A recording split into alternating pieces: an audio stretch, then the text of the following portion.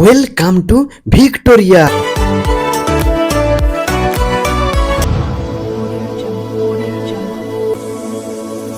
The city of joy, the city of love, the city of emotion, Kolkata.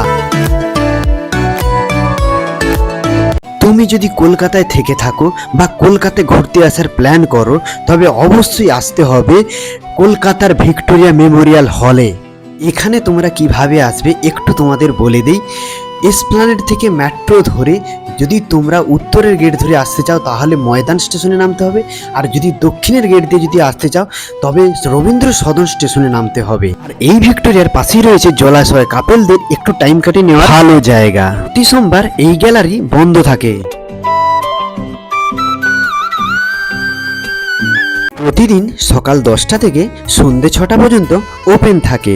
British আমলের কিছু পুরনো ঐতিহ্য চিত্র এখানে দেখানো হয়েছে, তোমরা এলে কিন্তু এগুলো দেখতে ভুলবে না। 100 বছরেরও বেশি এই পুরনো স্থাপত্য দুর্দান্ত ও তার ভাস্কর্য সত্যি মুগ্ধ করার মতো।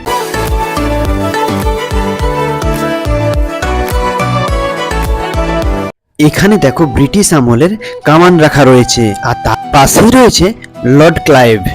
দেশকে স্বাধীন করার আগের মুহূর্ত পর্যন্ত প্রতিটি ছবি এখানে রাখা রয়েছে।